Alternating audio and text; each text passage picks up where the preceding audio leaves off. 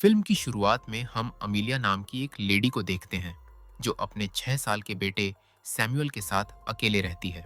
उसके पति की मौत उस दिन हो गई थी जब वह अमीलिया को अस्पताल लेकर जा रहा था। उनका बेटा सैमुअल उसी दिन पैदा हुआ था जिस दिन हादसे में उसके पति की मौत हो गई थी। अमीलिया बहुत दुखी रहती थी, इसलिए उसने कभी भी अपने बेटे सैमुअल का बर्थडे नहीं मनाया और पहले वह उसे अपने बच्चे जैसा भी नहीं समझती थी। सैमुअल बहुत शरारती बच्चा है। उसे लगता है मानो हर रात कोई मॉन्स्टर उसके कमरे में आ जाता हो। सोने से पहले वह अपनी माँ के पास आकर कभी-कभी क्लोजेट की तरफ देखता रहता है। अमीलिया को इन सब बातों से बहुत चिंता होती थी। वो हर रात सोने से पहले सैमुअल को कहानी सुनाती थी, जिसे सैमुअल बड़ी शिद्दत से सुनता था। सैमुअल के दिमाग में मॉन्स्टर्स की ही बातें रहती। उसके पास छोटे-छोटे वेपन्स थे, जिनसे वह मॉन्स्टर से लड़ने का अभ्यास करता और टीवी पर जो मैजिक ट्रिक्स दिखते वह उन्हें भी सीख लेता था। इन सब चीजों से अमीलिया काफी परेशान रहती थी क्योंकि उसे अपने बेटे से दूरी का एहसास होने लगा था। एक दिन अमीलिया को उसके ऑफिस में फोन आता है कि सैमुअल ने स्कूल में कुछ वेपन्स ले जाकर टीचर्स को डराया है। अमीलिया जल्दी से स्कूल पहुंचती है, सैमुअल को खूब डांटती है और प्रिंसिपल से बात करके उसे लेकर घर वापस आती है। उस रात फिर सैमुअल अपनी माँ को कहानी सुनाने के लिए कहता है और वो उसके हाथ में एक बुक देता है जिसका नाम मिस्टर बाबादुक था। अमीलिया कहानी पढ़ने लगती है। इसमें लिखा था कि बाबादुक एक मॉन्स्टर है जिसकी लंबी टांगें और अजीब उंगलियां होती हैं और वो सिर पर एक पुराना हैट पहने रहता है। जो भी इस मॉन्स्टर के बारे में सोचता या इसे देख लेता है वह रात में सो ही नहीं पाता और अपनी मौत मांगने लगता है। यह सब सुनकर अमीलिया को अजीब लगता है तो वह दूसरी कहानी सुनाने लगती है, पर सैमुअल को उसी बुक के शब्द सच लगते हैं। सैमुअल डर के मारे चिल्लाता है। उसे नींद नहीं आती, इसलिए अमीलिया वह बुक क्लोजेट में छुपा देती है। अगले दिन फिर सैमुअल बाबादुक की बातें करता है। अमीलिया थक कर कहती है बाबादुक जैसा कुछ नहीं होता है, लेकिन रात में उसे खुद नींद नहीं आती। फिर एक दिन सैमुअल घर के बेसमेंट का दरवाजा खोल देता है जिसमें अमीलिया ने अपने पति की यादों के सारे सामान रखे थे। अमीलिया खुद को रोक नहीं पाती और बेसमेंट में चली जाती है। वहां उसे 6 साल बाद अपने पति की तस्वीर मिलती है। उसी रात से घर में अजीब घटनाएं होने लगती हैं। दरवाजे अपने आप खुलना बंद होना, खाने में कांच का होना, कभी-कभी बेवजह सैमुअल का चिल्लाना और आवाज लगाना। अमीलिया सोचती है कि यह सब सैमुअल कर रहा है, पर सैमुअल कहता है कि यह सब बाबादुक कर रहा है। गुस्से में अमीलिया बाबादुक की किताब फाड़कर बाहर फेंक देती है। अगले दिन वह अपनी बहन के घर जाती है, जहां उसकी भतीजी सीलिया का बर्थडे सेलिब्रेशन चल रहा होता है। उसकी बहन कहती है अपने पास्ट की बातें भूलो और आगे बढ़ो।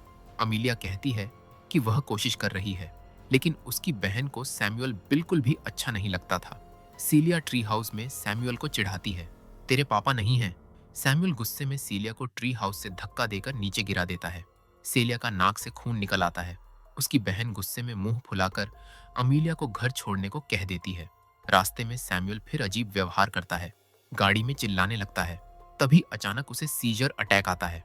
अमीलिया डरकर उसे डॉक्टर के पास ले जाती है और वह डॉक्टर से स्लीप मेडिसिन मांगती है ताकि सैमुअल रात में सो सके।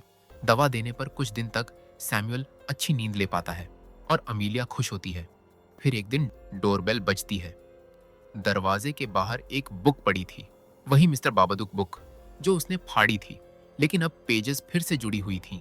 उसमें लिखा था कि अगर अमीलिया बाबादुक की मौजूदगी कबूल नहीं करेगी तो यह उसके जीवन में तबाही लाएगा। साथ में कुछ डरावनी ड्राइंग्स भी थीं, जैसे अमीलिया अपने कुत्ते और बेटे को मार रही हो, फिर खुद को बड़े चाकू से खत्म कर रही हो। यह सब देखकर अमीलिया डर जाती है और वह किताब जला देती है।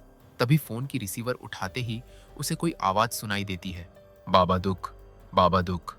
डर के मारे अमीलिया पुलिस स्टेशन भाग जाती है। ऑफिसर को ये सब बातें बताती है, लेकिन ऑफिसर कहता है कि उसके पास कोई सबूत नहीं है, इसलिए वो वापस घर चली जाए। पुलिस स्टेशन में अमीलिया देखती है कि किसी ने वहां भी वही हैट और कोट टांग दिए हैं जो उसने बुक में पढ़ा था। वह फिर डर जाती है और घर लौटती है। अब वह पूरी तरह अकेली हो चुकी है। सैमुअल पे जोर से चिल्लाती है और बाबादुक से डरकर घर की सभी फोन लाइंस काट देती है। रात को वह सैमुअल को जबरन स्लीप पिल्स देने की कोशिश करती है, पर इस बार सैमुअल दवा नहीं लेता और दवा हाथ में छुपाकर दिखा देता है कि उसने दवा ले ली है। तब अमीलिया को अजीब ख्याल आते हैं। उसने सोचा कि वह अपने बेटे को मार चुकी है। टीवी पर भी वह बाबादुक देखती है और फिर उसे खुद का हंसता हुआ रूप भी दिखता है। फिर वह बेसमेंट जाती है जहां उसे उसके पति का गोश्त दिखाई देता है, जो कहता है, मैं अपनी दुनिया में तभी वापस आऊंगा जब तुम अपने बेटे को मार दोगी। तभी लाइट्स फ्लिकर करने लगती हैं। बाबादुक उस पर अटैक करता है और उस पर काबू कर लेता है। बाबादुक की किताब में लिखा था कि वो पहले उसे अपना कुत्ता मारने के लिए मजबूर करेगा, फिर सैमुअल को, और फिर खुद मौत मांगने को कहेगा। इसके बाद अमीलिया पे उसका कुत्ता भौंकने लगता है और गुस्से में वह अपने कुत्ते को गला घोंटकर मार देती है और अपने बेटे को भी मारने की कोशिश करती है। लेकिन उस वक्त सैमुअल अपने वेपन से हमला कर देता है और भाग जाता है। सैमुअल चुपके से पीछे से अपनी मां पर वार करता है और उसे बेहोश कर देता है।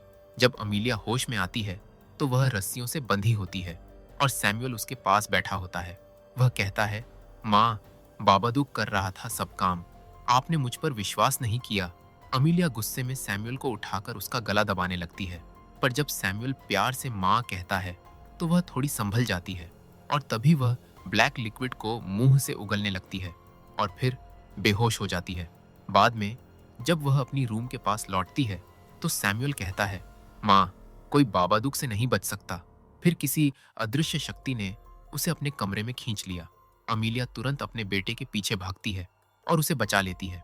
यहाँ बाबादुक उसके पति की यादें दिखाकर डराता है, लेकिन इस बार अमीलिया समझ जाती है कि यह बस उसका गम है।